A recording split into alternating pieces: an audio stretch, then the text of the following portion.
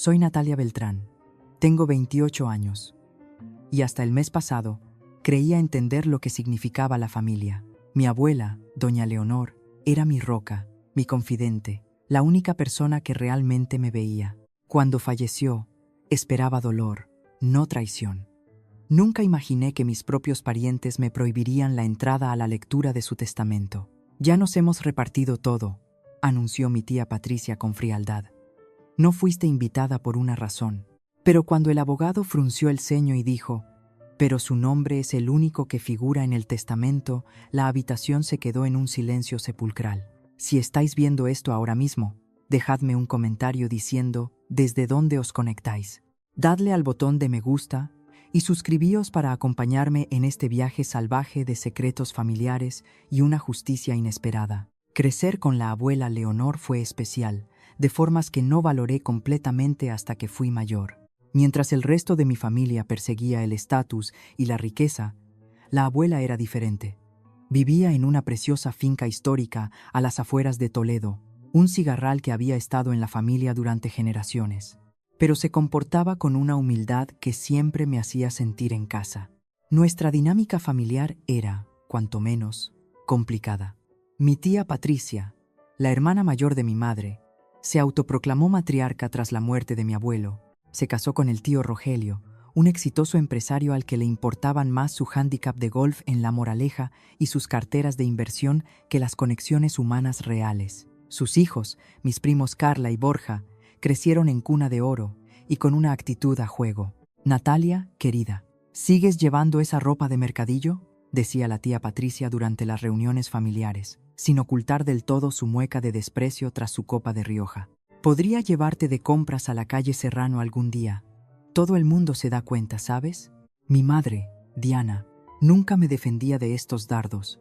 Ella era la hermana menor que se había casado por debajo de su nivel, según la opinión familiar. Mi padre, Jaime, era un profesor de instituto que trabajaba duro, pero se mantenía distante, a menudo cogiendo clases particulares extra para intentar mantener el ritmo de las expectativas de la familia. Vi a mi madre buscar constantemente la aprobación de Patricia y Rogelio, modificando sus opiniones, su estilo e incluso su risa para intentar encajar. La abuela Leonor era la única que parecía inmune a la obsesión familiar por las apariencias. Su finca era grandiosa, sí, con sus patios empedrados y vigas de madera, pero ella vivía con sencillez. Las reuniones familiares allí eran ejercicios de juicio silencioso. Mis primos presumían de marcas de diseñador mientras yo llevaba el mismo vestido que había usado en los últimos 3 eventos, bautizos, comuniones y bodas incluidos. «Ven a ayudarme en la cocina, Natalia», decía la abuela, rescatándome de conversaciones incómodas. En el santuario de su enorme y cálida cocina, con sus electrodomésticos antiguos que se negaba a cambiar, me contaba historias de su propia juventud. «Me casé con tu abuelo cuando solo era un librero en el barrio de las Letras», me contó una vez mientras amasaba pan. «Mis padres casi me desheredan. Él hizo fortuna más tarde, pero éramos felices incluso cuando no teníamos nada». A medida que crecía, empecé a notar cómo la abuela me trataba de forma diferente a mis primos. Aunque era amable con todos, conmigo conectaba a un nivel más profundo. Cuando decidí estudiar trabajo social, en lugar de administración de empresas o derecho, como dictaba la tradición familiar, solo la abuela me apoyó. «El mundo tiene suficiente gente persiguiendo el dinero», dijo, apretando mi mano. «Necesita más gente persiguiendo el cambio». La desaprobación de la familia fue inmediata y dura. Durante una cena de Nochebuena, cuando tenía 22 años, el tío Rogelio preguntó por mis planes laborales. «Trabajo en una ONG», respondí honestamente. «Tengo unas prácticas con una organización para jóvenes sin hogar en el centro de Madrid». La mesa se quedó en silencio antes de estallar en risas mal disimuladas. «Cariño, eso es muy dulce», dijo la tía Patricia con condescendencia. «Pero seguramente es solo una fase. Nadie elige ser pobre». Lo que mi familia no sabía era que la abuela Leonor había estado financiando secretamente mi educación e incluso haciendo donaciones anónimas a las organizaciones donde yo era voluntaria.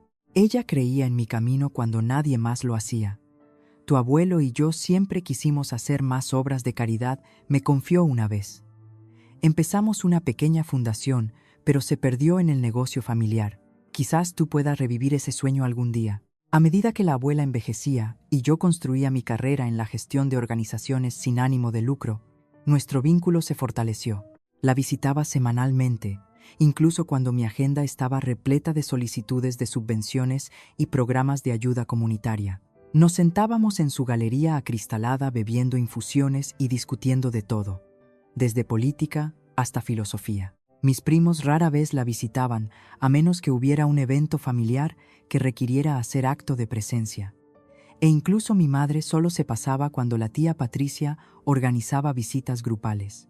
Sin embargo, todos afirmaban estar muy unidos a la abuela, publicando fotos cuidadosamente preparadas con ella en Instagram, con pies de fotos sobre el precioso tiempo en familia. El resentimiento de la familia hacia mí creció con cada año que pasaba. Veían mi relación con la abuela como una amenaza, como si el amor fuera un recurso finito que yo estaba acaparando. Poco sabía yo que estos celos eventualmente explotarían en algo mucho más feo, algo que revelaría la verdadera naturaleza de las personas a las que llamaba familia. Para cuando cumplí 26 años, me había establecido en el tercer sector, trabajando como directora de programas para una organización que proporcionaba recursos educativos a barrios marginales. El sueldo era modesto, apenas mileurista al principio, pero el trabajo me llenaba de formas que mi familia nunca podría entender. A pesar de mi ajetreada agenda, mantuve mis visitas semanales a doña Leonor, llevándole libros, compartiendo historias sobre mi trabajo y simplemente disfrutando de su compañía. Fue durante una de estas visitas cuando noté por primera vez el declive significativo en su salud. Sus manos temblaban ligeramente mientras servía el té y parecía cansarse más fácilmente que antes. ¿Has visto al médico recientemente, abuela?, pregunté, preocupada por la nueva palidez en su rostro. El doctor Hernández viene todos los meses, dijo con desdén. Son solo los achaques de la edad, querida. Nada de qué preocuparse. Pero había mucho de qué preocuparse. A las pocas semanas de notar estos cambios, supe que a la abuela le habían diagnosticado insuficiencia cardíaca congestiva. El pronóstico no estaba claro. Podría quedarle años o solo meses. Esta noticia se extendió por la familia rápida y repentinamente. Parientes que habían estado demasiado ocupados para visitar durante años empezaron a hacer apariciones regulares en la finca.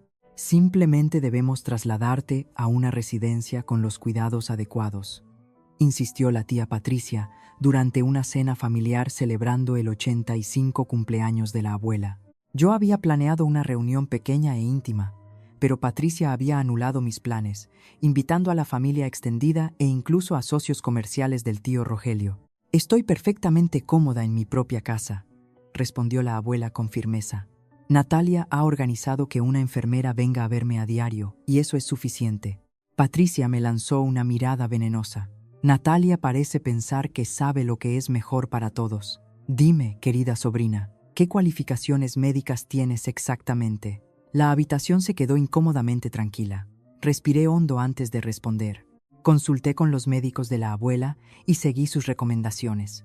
Creen que el entorno familiar es mejor para su bienestar general.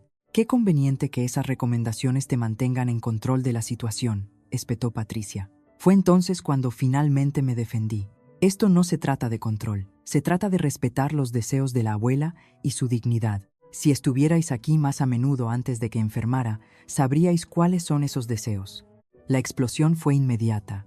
Patricia me llamó desagradecida y me acusó de intentar manipular a la abuela para obtener beneficios económicos.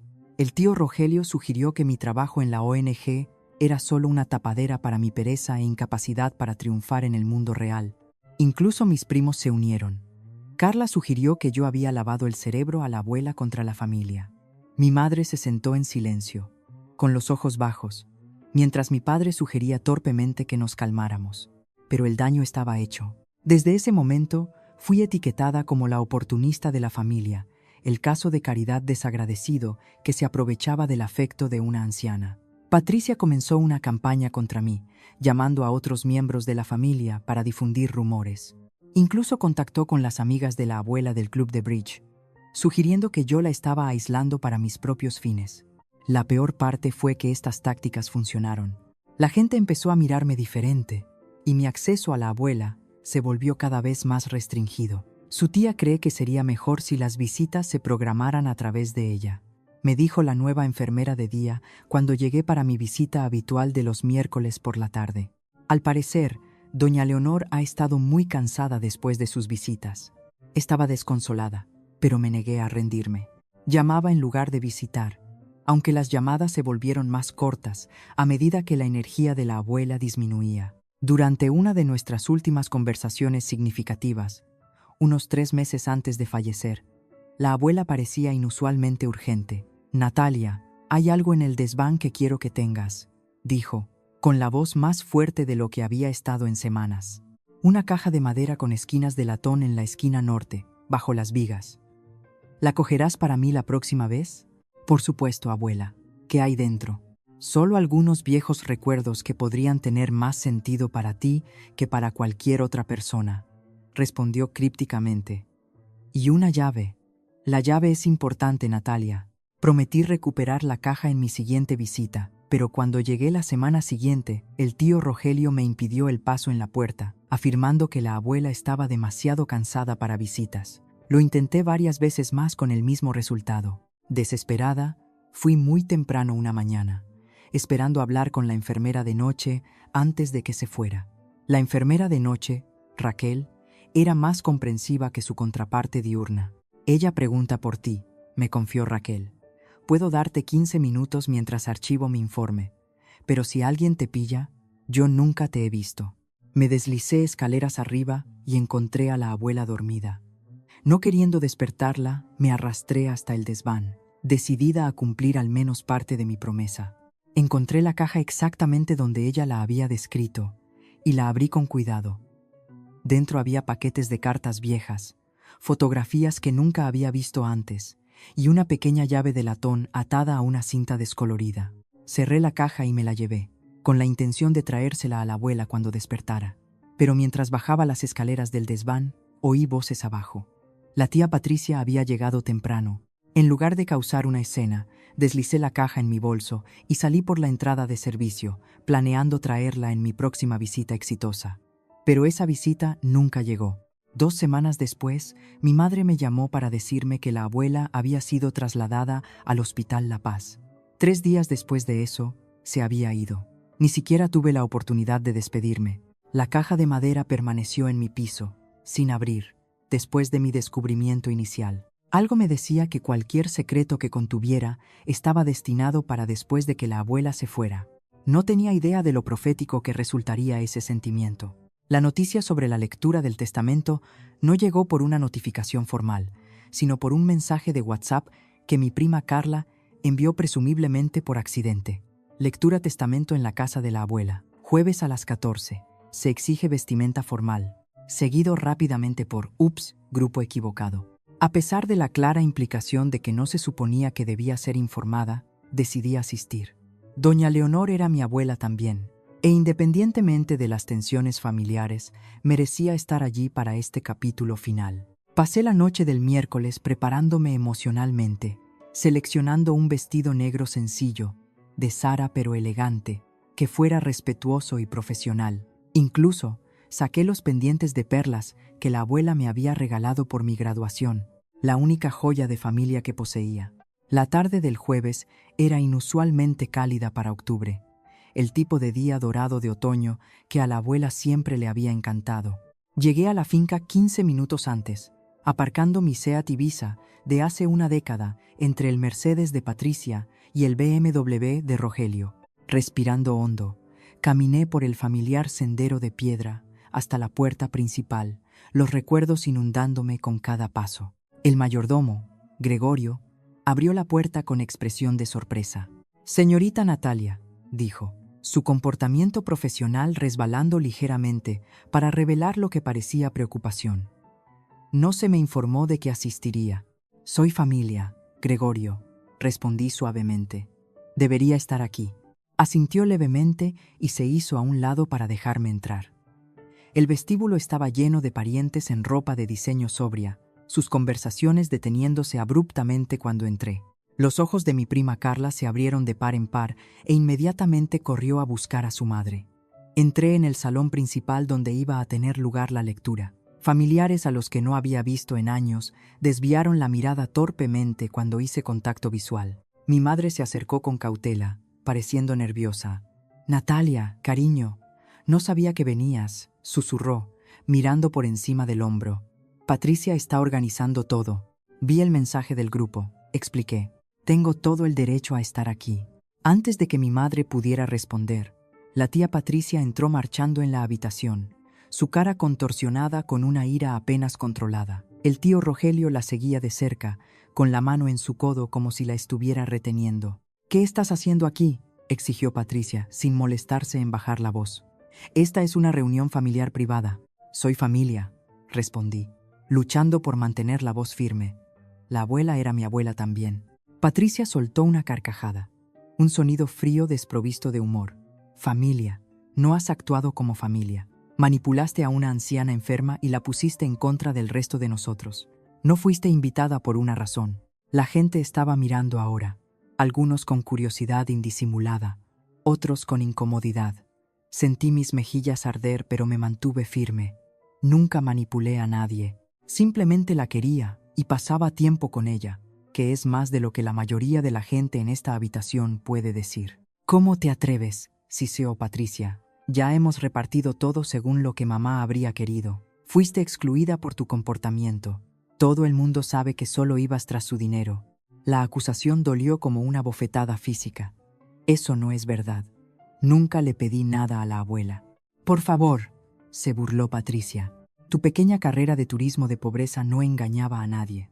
Todos sabemos que esperabas que la abuela te rescatara de tus malas decisiones de vida». Mi madre finalmente habló, aunque su voz era tímida. «Patricia, quizás deberíamos dejarla quedarse. ¿Qué daño podría hacer?» «No te metas en esto, Diana», espetó Patricia. «Nunca pudiste controlar a tu hija. Por eso salió así». La habitación se había quedado completamente en silencio. Todos observaban nuestra confrontación con una fascinación incómoda. El tío Rogelio dio un paso adelante, intentando un enfoque más diplomático. «Natalia, este es un momento difícil para todos.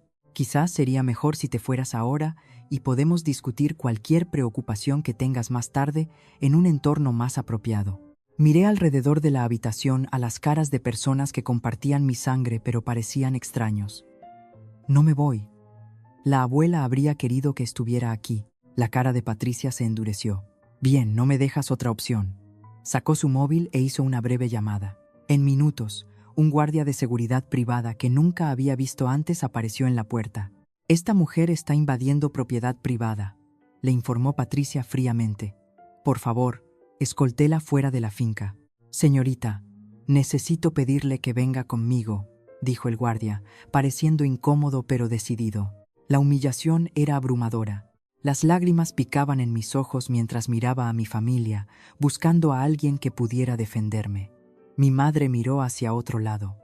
Mi padre se miró los zapatos. Incluso mis primos pequeños, con quienes una vez había jugado al escondite en esta misma casa, evitaron mi mirada. «Bien», dije, con la voz quebrándose ligeramente. «Me iré, pero la abuela estaría avergonzada de todos vosotros ahora mismo». Salí con tanta dignidad como pude reunir, el guardia de seguridad siguiéndome a una distancia respetuosa. Una vez fuera, llegué a mi coche antes de que las lágrimas salieran en serio. Me senté tras el volante, sollozando como no lo había hecho desde que era niña. El dolor de perder a la abuela, agravado por este rechazo final de mi familia, era casi demasiado para soportar. No estoy segura de cuánto tiempo estuve allí sentada llorando antes de que mi teléfono vibrara con un mensaje de un número desconocido. «Espere allí, no se vaya. Alejandro Morales, abogado de Leonor». Me sequé las lágrimas con el dorso de la mano, comprobando mi reflejo en el espejo retrovisor. Parecía un desastre. El rímel corrido por mis mejillas, los ojos hinchados y rojos. Lo último que quería era reunirme con algún abogado con este aspecto, pero la curiosidad superó mi vergüenza. Nunca había conocido al abogado de la abuela y no tenía idea de por qué me estaría contactando ahora después de una salida tan humillante. 5 minutos después, un hombre alto con un traje gris marengo se acercó a mi coche. Parecía tener unos 50 y tantos años, con pelo salpimentado y ojos amables detrás de unas gafas de montura metálica. Bajé la ventanilla con cautela. Señorita Beltrán, soy Alejandro Morales. Fui el abogado de su abuela durante más de 20 años. Me tendió la mano, que estreché vacilante. ¿Puedo acompañarla un momento? O quizás podríamos sentarnos en ese banco cerca del jardín. Opté por el banco, necesitando aire fresco y distancia de la casa donde mi familia aún estaba reunida. Caminamos en silencio hacia un banco de hierro forjado con vistas a la Rosaleda amada de la abuela, que ahora empezaba a marchitarse con el frío otoñal. Debo disculparme por lo que pasó ahí dentro, comenzó Alejandro una vez que nos sentamos. Llegué tarde y descubrí que su familia había llevado a cabo algún tipo de lectura no oficial sin mí. Dijeron que todo estaba ya repartido, dije, incapaz de evitar el dolor en mi voz. Alejandro frunció el ceño profundamente. Eso es imposible. Un testamento no puede ejecutarse sin el albacea, que en este caso soy yo. Lo que sea que estuvieran haciendo ahí dentro no era legal ni vinculante. Una pequeña llama de esperanza se encendió dentro de mí. Entonces, ¿qué pasa ahora? Ahora, dijo, metiendo la mano en su maletín, abordamos el testamento real, pero antes de volver a entrar, hay algo que debe saber. Dudó, pareciendo elegir sus palabras con cuidado. Su nombre es el único que figura como heredera universal en el testamento, señorita Beltrán. Le miré con incredulidad. ¿Qué? Eso no puede ser correcto. ¿Qué pasa con mi madre, mi tía, el resto de la familia? Hay condiciones y estipulaciones para los demás, aclaró. Pero la beneficiaria principal es usted. Su abuela fue muy específica sobre sus deseos y estructuró sus activos para que esto fuera legalmente posible. Me entregó un documento en una carpeta azul. Esta es una copia del testamento. Puede revisarlo antes de que volvamos a la casa. Con manos temblorosas, abrí la carpeta y escaneé la primera página. Ahí estaba, en blanco y negro. Yo, Leonor Margarita Beltrán, en pleno uso de mis facultades mentales, por la presente lego la totalidad de mi patrimonio a mi nieta, Natalia Gracia Beltrán. Esto no tiene sentido, susurré. ¿Por qué haría esto? La familia va a estar furiosa. Su abuela tenía sus razones, respondió Alejandro suavemente y anticipó la reacción. Por eso fue tan específica en sus instrucciones para mí. Cerré la carpeta intentando procesar esta bomba. ¿Qué hacemos ahora? Ahora, dijo Alejandro, poniéndose de pie y ofreciéndome la mano. Volvemos ahí dentro y yo hago mi trabajo como albacea. ¿Está lista para eso? No será agradable. Pensé en huir, evitar la confrontación por completo. Pero la abuela había tomado su decisión y le debía llevarlo a cabo. Sí, dije, enderezando los hombros. Estoy lista. Caminamos de vuelta a la casa juntos, Alejandro ligeramente por delante mientras nos acercábamos a la puerta principal. Esta vez, cuando Gregorio abrió, su cara registró sorpresa seguida por algo que parecía casi satisfacción. Señor Morales, dijo con un asentimiento formal, están esperando en el salón. La conversación en la habitación murió instantáneamente cuando entramos. La tía Patricia fue la primera en recuperar su expresión, pasando del shock a una rabia apenas disimulada. ¿Qué significa esto?, exigió. Le pedimos que se fuera. Y yo le he pedido que vuelva, respondió Alejandro con suavidad. Como albacea de la última voluntad y testamento de Leonor Beltrán, no puedo proceder sin que todas las partes relevantes estén presentes. ¿Partes relevantes?, repitió el tío Rogelio, su instinto de hombre de negocios claramente detectando problemas. ¿Qué significa eso exactamente? Alejandro colocó su maletín en la mesa de café ornamentada y sacó varios documentos de aspecto oficial. Significa que estoy aquí para llevar a cabo la lectura oficial del testamento de Leonor Beltrán, lo cual solo puede ser realizado por mí como albacea nombrado ante notario. Cualquier discusión que hayan tenido previamente fue prematura y no vinculante. La atmósfera en la habitación cambió palpablemente. Mis primos intercambiaron miradas preocupadas. Mi madre parecía confundida. La cara de la tía Patricia se había puesto pálida bajo su maquillaje perfecto. Pero ya acordamos cómo se distribuirían las cosas, protestó, su voz perdiendo algo de su confianza anterior. Mamá y yo discutimos sus deseos extensamente. Me temo que cualquier acuerdo verbal es sustituido por el documento legal que la señora Beltrán firmó y testificó debidamente, respondió Alejandro, su tono profesionalmente distante. Ahora, si todos hicieran el favor de sentarse, podemos proceder con la lectura oficial. Mientras todos tomaban asiento a regañadientes, Alejandro captó mi mirada y me dio un asentimiento casi imperceptible de ánimo. Me senté en una silla cerca de la puerta, apartada del resto de la familia, mi corazón martilleando en mi pecho. La habitación se quedó en un silencio mortal mientras Alejandro se ponía sus gafas de lectura y comenzaba a hablar. «Esta es la última voluntad y testamento de Leonor Margarita Beltrán», comenzó Alejandro, su voz cargando un peso formal que exigía atención. «Fechado el 15 de abril de este año y testificado por mí mismo y el doctor Luis Hernández. 15 de abril. Calculé rápidamente en mi cabeza. Eso fue justo después de la desastrosa fiesta de cumpleaños donde me había enfrentado a la tía Patricia. También fue después de que la salud de la abuela hubiera comenzado a declinar seriamente». Alejandro continuó leyendo. «Yo, Leonor Margarita Beltrán, estando en pleno uso de mis facultades, por la presente establezco mis últimos deseos con respecto a la distribución de mi patrimonio y activos». Hizo una pausa breve, mirando alrededor de la habitación. Antes de especificar las distribuciones, la señora Beltrán incluyó una declaración personal que solicitó que se leyera en su totalidad. Patricia se movió impacientemente en su asiento. ¿Es eso realmente necesario? Todos conocíamos a mamá. Simplemente vaya a las partes relevantes. Alejandro la fijó con una mirada severa. Como albacea, estoy obligado a leer el testamento exactamente como está escrito. Esto es un procedimiento legal, señora de la Vega, no una charla informal.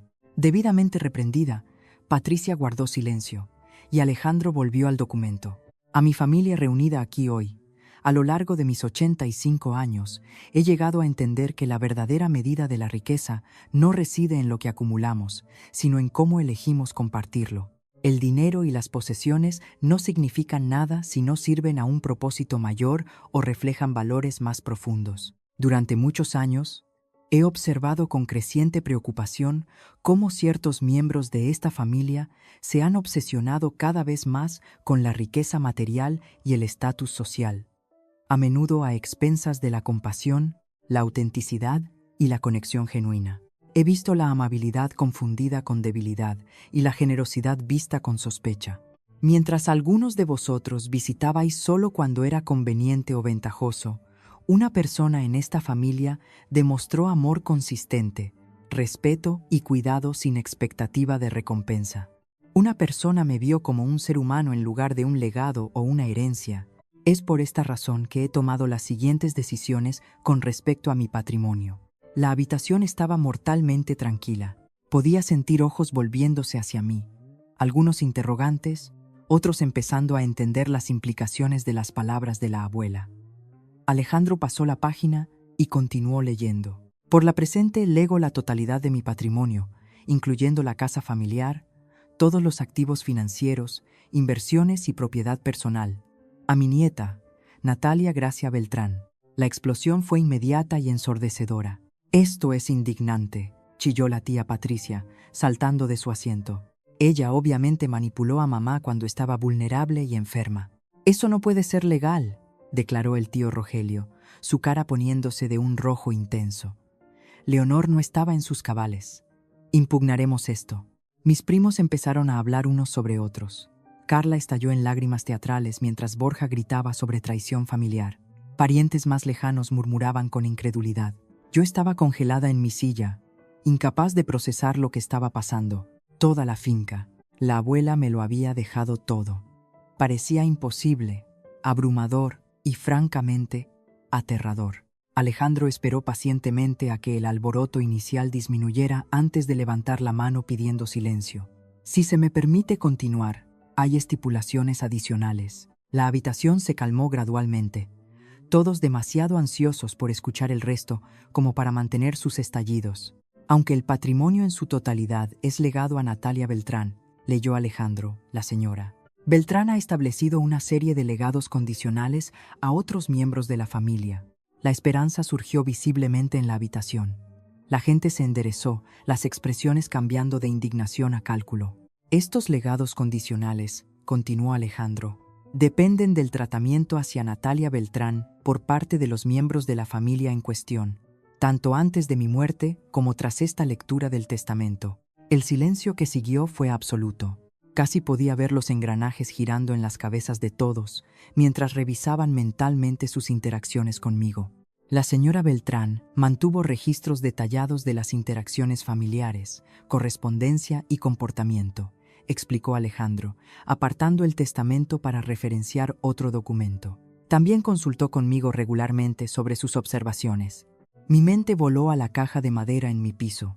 Las cartas, las fotografías, debían haber sido parte de esta documentación. Cada beneficiario potencial ha sido evaluado según criterios que Leonor estableció, continuó Alejandro.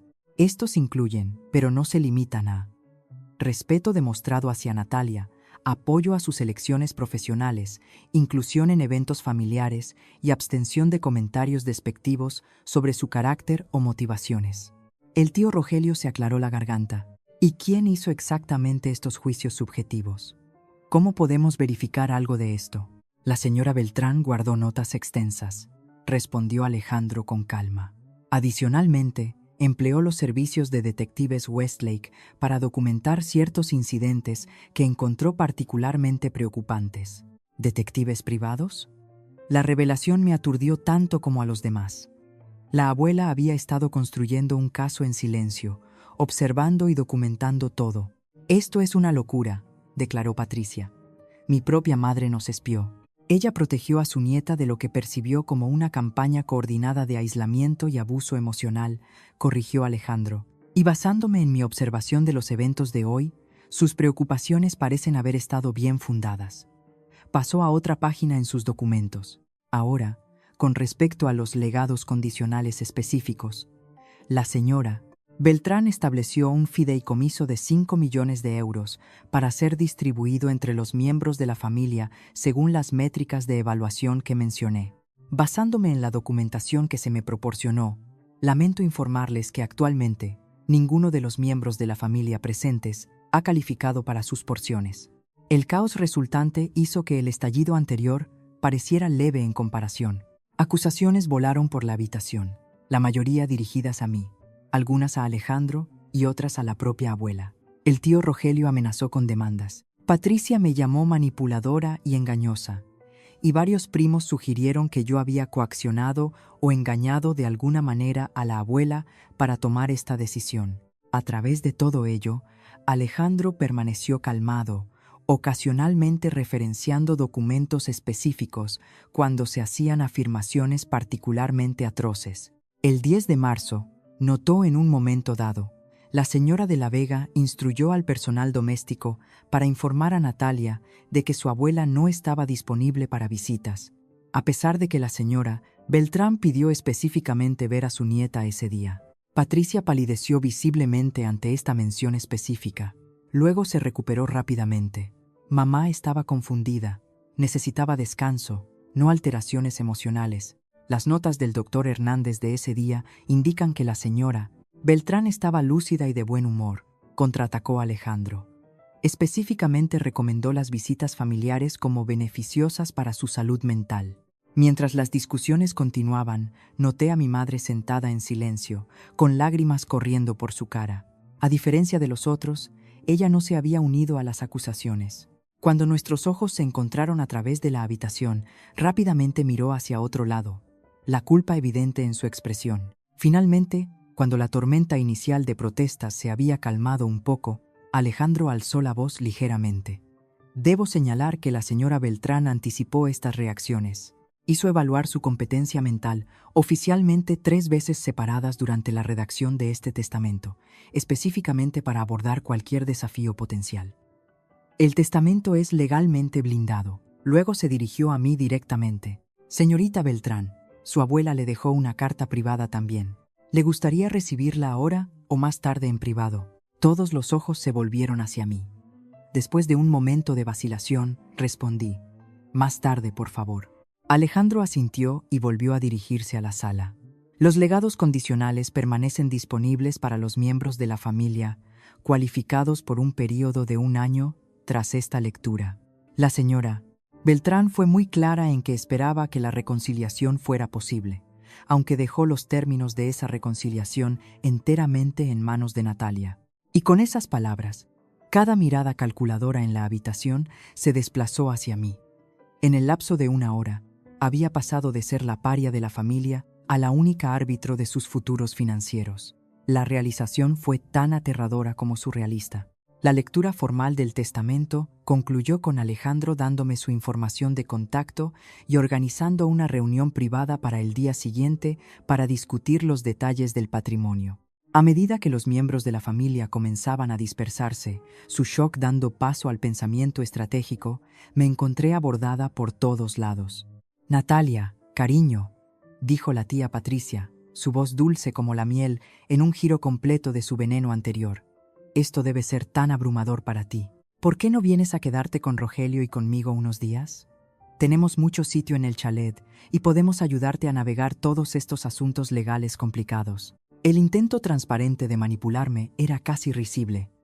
«Gracias, pero estaré bien en mi propio piso», respondí neutralmente. El tío Rogelio intentó un enfoque diferente, acercándose con una actitud de negocios. «Sabes, Natalia, gestionar un patrimonio de este tamaño requiere una experiencia financiera considerable. Estaría encantado de asociarme contigo en estrategias de inversión. De hecho, podríamos crear una empresa familiar que beneficiaría a todos». «Consideraré todas las opciones cuidadosamente», dije, deliberadamente vaga. Mis primos fueron aún más obvios, con Carla recordando repentinamente cuánto nos divertíamos de niñas y Borja mencionando una gala benéfica a la que pensó que me gustaría asistir ahora que serás una mujer de medios. Me excusé de estas propuestas transparentes y me dirigí hacia la puerta, desesperada por aire fresco y espacio para procesar todo. Al llegar al vestíbulo, mi madre me alcanzó, sus ojos rojos de llorar. «Natalia, por favor, ¿podemos hablar un momento? Solo nosotras dos». A pesar de mi agotamiento emocional, asentí y la seguí a una pequeña sala lateral que una vez había sido la sala de música de la abuela. El piano de cola estaba silencioso y polvoriento, sin usar desde que la salud de la abuela había comenzado a fallar. Tan pronto como la puerta se cerró detrás de nosotras, mi madre se derrumbó. «Lo siento mucho, Natalia. Debería haberte defendido. Debería haber sido más fuerte». «¿Por qué no lo fuiste?», pregunté, la pregunta que había estado ardiendo dentro de mí durante años finalmente emergiendo. Todas esas veces que la tía Patricia me menospreciaba, todas esas reuniones familiares donde me trataban como a una extraña. ¿Por qué nunca dijiste nada? Mi madre se hundió en la banqueta del piano, pareciendo más pequeña y vieja de lo que la había visto nunca. «Tenía miedo», admitió. «Después de casarme con tu padre, Patricia dejó claro que mi lugar en la familia era condicional a mi comportamiento. Cuando elegiste un camino diferente, me quedé atrapada en medio. La elegiste a ella sobre mí», dije en voz baja. «A tu propia hija. Pensé que podría protegerte mejor manteniéndome en su gracia», dijo, aunque la excusa sonaba hueca incluso para ella. «Pensé que si los desafiaba directamente, nos cortarían completamente. Pero lo hicieron de todos modos», señalé. «Me cortaron el acceso a la abuela cuando se estaba muriendo. ¿Sabías eso?». La cara de mi madre se arrugó. «Lo sospechaba, pero Patricia dijo que era por orden del médico. Debería haberlo cuestionado más. Debería haber hecho tantas cosas de manera diferente». Nos sentamos en silencio un largo momento. Años de dolor no expresado colgando entre nosotras. «Natalia», dijo mi madre finalmente, «sé que no merezco tu perdón, pero por favor sabe que te quiero. Siempre he estado orgullosa de ti, incluso cuando era demasiado débil para decirlo». Parte de mí quería rechazar esta declaración tardía, aferrarme a la ira que me había protegido durante tanto tiempo. Pero otra parte reconoció la sinceridad en sus palabras y la oportunidad de curación que la abuela tal vez había previsto. «Necesito tiempo», dije eventualmente. «Todo esto es demasiado para procesar ahora mismo». Ella asintió, comprendiendo. «Por supuesto. Solo, por favor, no me cierres la puerta completamente». Al salir de la sala de música, noté a Alejandro hablando con Gregorio cerca de la puerta principal. Captó mi mirada y se acercó. «Señorita Beltrán, hay algo más que debe saber», dijo en voz baja. «Su abuela me pidió que le dijera que la caja de madera, creo que sabe cuál, contiene información adicional que quería que tuviera antes de tomar cualquier decisión sobre los legados condicionales». Asentí, pensando en la caja esperando en mi piso. «Gracias, señor Morales. La miraré esta noche». El viaje a casa desde la finca fue surrealista. Seguía esperando despertar de lo que parecía un sueño imposible o una pesadilla, dependiendo del aspecto en el que me enfocara. La herencia en sí era lo suficientemente abrumadora, pero la responsabilidad que la abuela había puesto en mí con respecto al resto de la familia se sentía casi aplastante. Una vez en casa, fui directa a la caja de madera que había recuperado del desván meses atrás. Abriéndola de nuevo, examiné el contenido con más cuidado. Las fotografías mostraban a la abuela en sus años jóvenes con personas que no reconocía, incluyendo a un hombre joven que definitivamente no era mi abuelo. Las cartas eran correspondencia entre la abuela y este mismo hombre, abarcando décadas. La carta final, fechada hace solo 2 años, revelaba que él había sido su primer amor, separados por la desaprobación familiar y las expectativas sociales de la España de la posguerra. Elegí la seguridad y la aprobación familiar sobre el amor, había escrito en un diario guardado debajo de las cartas. Ha sido el arrepentimiento de mi vida, uno que no deseo que Natalia repita. Más al fondo de la caja, encontré relatos detallados de incidentes involucrando a mi familia. Momentos en que Patricia había interceptado mis llamadas, cuando los miembros de la familia habían hablado cruelmente de mí a mis espaldas, cuando había sido deliberadamente excluida de reuniones. La abuela lo había documentado todo, construyendo un caso no solo para su testamento, sino para mis ojos también. Lo más impactante fue una serie de correos electrónicos impresos entre Patricia y la enfermera de día, instruyéndola explícitamente para limitar mi acceso a la abuela. No podemos tenerla influyendo en las decisiones de mamá en este momento vulnerable, había escrito Patricia. Los asuntos financieros se están resolviendo, y la interferencia de Natalia podría ser problemática. La evidencia era condenatoria y desgarradora. Mi familia no solo me había descuidado, habían trabajado activamente para separarme de la única persona que realmente me aceptaba. Durante la siguiente semana, me reuní varias veces con Alejandro para discutir el patrimonio. La herencia era aún más grande de lo que había entendido inicialmente. No solo la casona y los activos líquidos, sino carteras de inversión, colecciones de arte y propiedad parcial en varias empresas. Era abrumador, pero Alejandro me guió pacientemente a través de todo, explicando las estrategias financieras de la abuela y la infraestructura que había establecido. Su abuela era muy astuta, me dijo durante una reunión. Reestructuró gran parte de su patrimonio en los últimos 5 años, enfocándose cada vez más en inversiones éticas y proyectos filantrópicos. Eso suena a ella, dije, sonriendo ante el recuerdo de nuestras conversaciones sobre la riqueza responsable. 2 semanas después de la lectura del testamento, convoqué una reunión familiar en la finca. Todos asistieron, por supuesto. Sus herencias potenciales dependían de ello. La atmósfera era tensa, pero artificialmente educada, todos con su mejor comportamiento. Había pasado días considerando qué hacer, revisando la documentación de la abuela y reflexionando sobre lo que ella hubiera querido. Cuando todos estuvieron reunidos en el salón principal, me puse de pie ante ellos, nerviosa pero decidida. Gracias a todos por venir, comencé. He pensado mucho en los deseos de la abuela y los legados condicionales que estableció. La habitación estaba en silencio, todos los ojos enfocados intensamente en mí. Creo que la abuela quería que esta situación fuera una oportunidad para la curación y el crecimiento, no para más división, continué. Así que he decidido ofrecer un compromiso. La esperanza surgió visiblemente en la habitación, rápidamente templada por la cautela. Los legados condicionales estarán disponibles como la abuela pretendía, dije, pero con un requisito adicional que creo que honra sus valores. ¿Qué requisito?, preguntó el tío Rogelio con cautela. Servicio comunitario, respondí simplemente. Cada miembro de la familia que desee recibir su porción debe completar 500 horas de trabajo voluntario verificado con una de las organizaciones sin ánimo de lucro que la abuela apoyó en secreto durante años. El silencio que siguió fue revelador. Las expresiones alrededor de la habitación variaron desde el shock hasta el cálculo y la consternación absoluta. ¿500 horas?, exclamó Patricia. Eso es ridículo. Tenemos carreras, responsabilidades, vidas. El requisito puede cumplirse en el transcurso de un año, expliqué con calma. Eso es menos de 10 horas por semana. Las organizaciones ofrecen oportunidades por las tardes y fines de semana para acomodar horarios laborales. Esto es solo otra forma de controlarnos, acusó Carla, su breve fachada de amabilidad completamente abandonada. No, la corregí. Esta es una forma de honrar los valores de la abuela y las causas en las que creía. La elección es completamente vuestra. Participad o no, pero las condiciones no son negociables. Mientras las discusiones estallaban alrededor de la habitación, vi emerger sus verdaderos caracteres una vez más. El breve periodo de amabilidad forzada se había evaporado a la primera señal de que el dinero no se obtendría fácilmente. En ese momento, entendí exactamente por qué la abuela había estructurado su testamento como lo había hecho. Ella había sabido precisamente lo que sucedería, que dada la elección entre el crecimiento personal genuino y el dinero fácil, la mayoría revelaría sus verdaderas prioridades.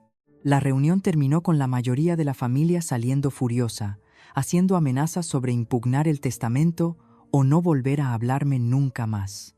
Solo mi madre se quedó atrás, tranquila y pensativa. Lo haré, dijo simplemente cuando estuvimos solas. No por el dinero, sino porque necesito enmendarme contigo y con mamá. Su sinceridad me conmovió. Te creo, dije. Y por primera vez en años sentí un rayo de esperanza para nuestra relación. Mientras la veía irse, sentí una extraña sensación de paz instalarse sobre mí. La abuela me había dado no solo una herencia, sino una oportunidad para ver a mi familia claramente y establecer límites más saludables. Me había dado la fuerza para defenderme a mí misma y a los valores que importaban. En su acto final, me había liberado. Pasaron 6 meses, trayendo consigo tanto desafíos como alegrías inesperadas. La transición de directora de programas de una ONG a gestora de un patrimonio no fue fácil, pero la abordé con la misma dedicación que había traído a mi trabajo anterior. Con la guía de Alejandro, establecí una fundación en nombre de la abuela Leonor, enfocada en las causas que ella había apoyado secretamente durante décadas. La finca en sí experimentó una transformación. Los salones formales, donde la tensión familiar había hervido a fuego lento durante años, se convirtieron en espacios de reunión para organizaciones comunitarias. Los extensos jardines se abrieron al público un fin de semana cada mes, con programas educativos sobre horticultura sostenible. La casa de invitados, donde los primos se habían alojado una vez durante las visitas obligatorias de vacaciones, ahora albergaba una residencia rotativa para artistas de comunidades desfavorecidas. A través de todo ello, descubrí capas de mi abuela que nunca había apreciado completamente durante su vida. Alejandro me proporcionó registros de sus donaciones anónimas que se remontaban a 30 años atrás, contribuciones a programas educativos, refugios para mujeres, servicios de apoyo a inmigrantes y docenas de otras causas. Ella había mantenido esta filantropía secreta, incluso mientras mantenía la apariencia de riqueza convencional que satisfacía las expectativas de la familia. Su abuela apoyó a más de 40 organizaciones diferentes, me dijo Alejandro durante una de nuestras reuniones regulares. La mayoría no tenía idea de quién era su benefactor. Aún más conmovedoras fueron las cartas que comenzaron a llegar una vez que la noticia del establecimiento de la fundación se hizo pública. Personas cuyas vidas habían sido tocadas por la generosidad de la abuela escribieron para compartir sus historias. Becas que habían permitido a estudiantes universitarios de primera generación graduarse sin deudas, tratamientos médicos que habían salvado vidas, pequeñas empresas lanzadas con microcréditos que habían crecido hasta convertirse en empresas prósperas. Nunca supe quién me ayudó cuando no tenía a dónde ir, decía una carta. Ahora que sé que fue Leonor Beltrán, quiero que su familia entienda la diferencia que hizo en mi vida. Estas revelaciones me dieron un sentido de propósito y conexión con la abuela que ayudó a aliviar el dolor de su pérdida. No estaba solo gestionando activos, estaba continuando un legado de compasión y apoyo práctico que siempre había sido su verdadera pasión. Mi relación con mi madre sanó gradualmente también. Fiel a su palabra, se comprometió con el requisito de voluntariado, trabajando los fines de semana en un programa de alfabetización para familias inmigrantes. Para mi sorpresa, descubrió una pasión genuina por el trabajo que iba más allá de cumplir una obligación. Nunca me di cuenta de lo gratificante que podía ser esto, admitió durante uno de nuestros ahora habituales almuerzos de domingo. Tu padre y yo incluso estamos hablando de mudarnos a un piso más pequeño para que ambos podamos reducir nuestras horas de trabajo y ser voluntarios más tiempo. El cambio en ella era notable, una ligereza y autenticidad que no había visto desde mi infancia. Liberada de la influencia de Patricia y la presión de mantener las apariencias, se estaba convirtiendo en la madre que siempre había necesitado. El resto de la familia tomó caminos variados. La tía Patricia y el tío Rogelio cumplieron su amenaza de impugnar el testamento, pero como Alejandro había prometido, los preparativos legales de la abuela eran impecables. Después de una batalla legal breve y costosa, retiraron su desafío y cortaron el contacto completamente. La mayoría de mis primos siguieron el ejemplo de sus padres, eligiendo el resentimiento sobre la reconciliación.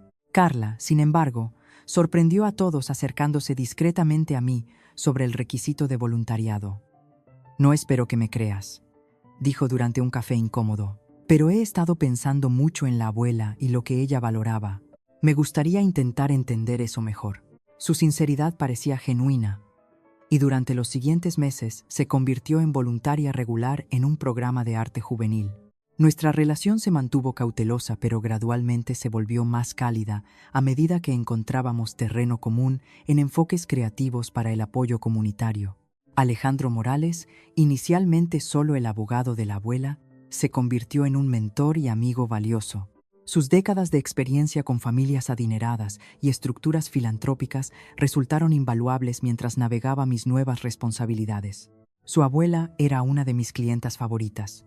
Me confió durante una cena celebrando el hito de los 6 meses de la fundación. La mayoría de la gente con sus recursos se enfocaba únicamente en la preservación y el crecimiento. Leonor siempre preguntaba primero, ¿cómo puede este dinero hacer el mayor bien? La caja de madera del desván continuó revelando ideas a medida que trabajaba gradualmente a través de su contenido. El descubrimiento más preciado llegó cerca del fondo, el diario personal de la abuela que abarcaba los últimos 5 años de su vida. Sus entradas finales, escritas con una mano cada vez más temblorosa, estaban dirigidas directamente a mí. Mi queridísima Natalia, había escrito, para cuando leas esto me habré ido. Quiero que sepas que verte crecer y convertirte en la mujer compasiva y con principios que eres ha sido mi mayor alegría. Donde otros en nuestra familia eligieron el estatus y la apariencia, tú elegiste la sustancia y la autenticidad. Por eso te confío todo lo que he construido. Sus palabras trajeron tanto lágrimas como claridad. La herencia nunca fue pensada como una recompensa o un castigo para la familia, sino como una herramienta colocada en manos de la persona en quien confiaba para usarla sabiamente. Inspirada por este entendimiento, establecí una nueva tradición: cenas comunitarias trimestrales organizadas en la finca, reuniendo a socios de la fundación, receptores de programas, voluntarios y miembros de la comunidad. La primera reunión de este tipo coincidió casi exactamente con el primer aniversario del fallecimiento de la abuela. Mientras miraba alrededor del comedor que una vez había albergado tensas fiestas familiares, ahora lleno de caras diversas y conversación genuina, sentí la presencia de la abuela más fuertemente que nunca desde su muerte. Este era su verdadero legado, no los activos o la propiedad, sino las conexiones formadas y las vidas mejoradas a través de la generosidad con propósito. Por Leonor, propuso Alejandro un brindis, levantando su copa, quien entendió que el verdadero valor de la riqueza reside en cómo la compartimos. Por Leonor, resonó en la habitación, con muchos ojos húmedos de emoción. Más tarde esa noche, mientras los últimos invitados se iban, caminé por los jardines que la abuela había amado tanto, reflexionando sobre el extraordinario viaje del último año.